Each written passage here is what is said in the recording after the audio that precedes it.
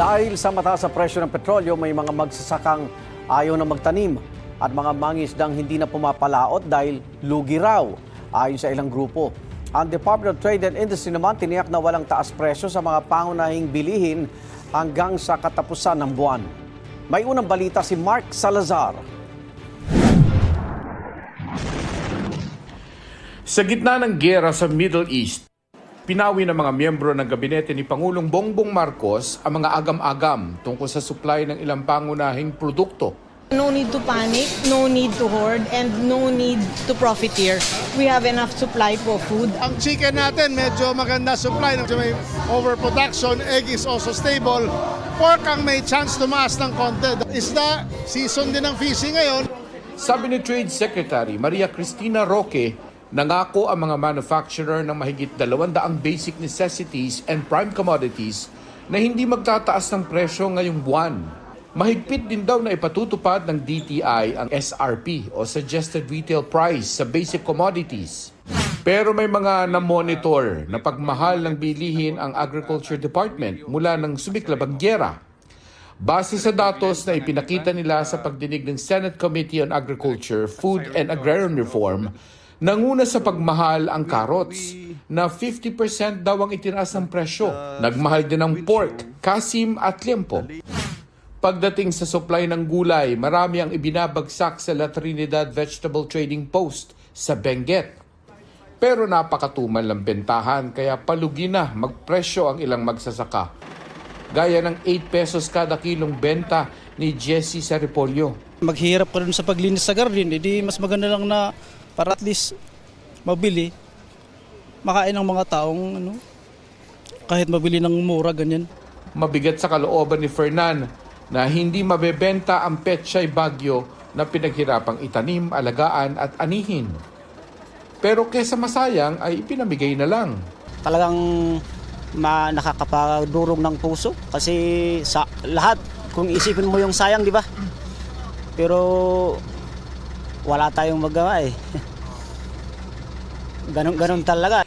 Ayon sa Vice Presidente ng Bagsakan Association ng La Trinidad, mababa ang presyo ng gulay ngayon sa pagkakasabay-sabay ng ani ng mga magsasaka. Pero nabawasan ang binibili ng mga parokyano dahil mahal ang langis. Meron, kompleto silang yung dating namimili. Nandiyan pa rin. Nandyan pa rin. Pero yung truck nila, yung 10 tonelada, ginawa nilang 5 tonelada lang.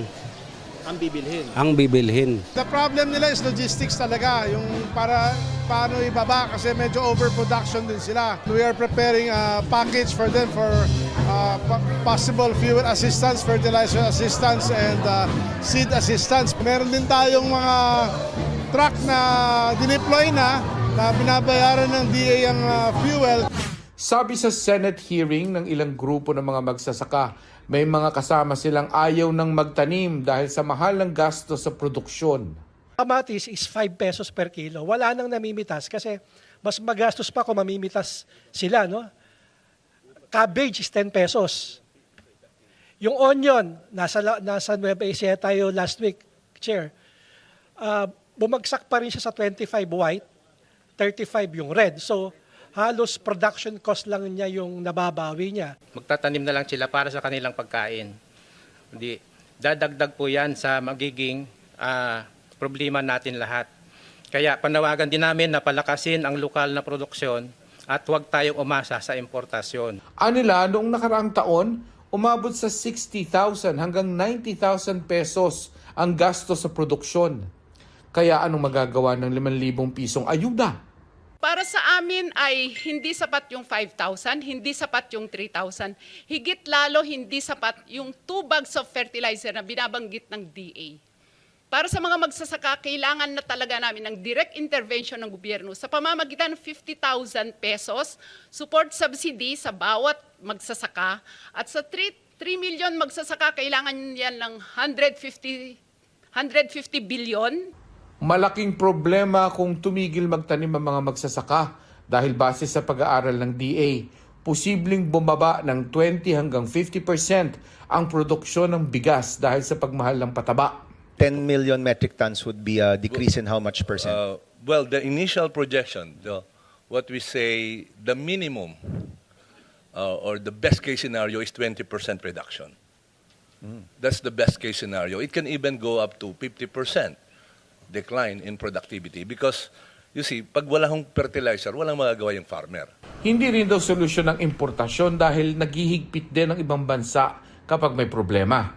Itinutulak ngayon ng ilang senador na gumawa ng supplemental budget para pandagdag ayuda sa mga apektadong sektor. Sabi kasi ng DA, may pondo sila pero kulang na kulang ito, maski para lang sa pataba. Apila ni Senador Bam Aquino gamitin ang 200 billion pesos na ayuda fund sa 2026 national budget para sa fuel subsidy. Sabi ng committee chairman na si Senador Kiko Pangilinan, kung kulang ang pondo, pwede naman silang humingi sa Kongreso. Sabi rin ng Sinag na sa 50% ng marginal fishers o maliliit na mangingisda sa Cavite, Bataan, Zambales at Pangasinan ang tumigil na sa pagpalaot kasunod ng mega oil price hike nitong Martes. We don't see them sa palengke because may mga catch pa yung commercial.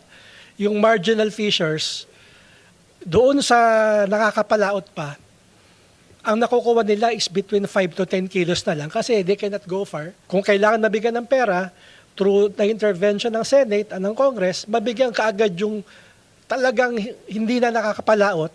Ito ang unang balita. Mark Salazar, GMA News.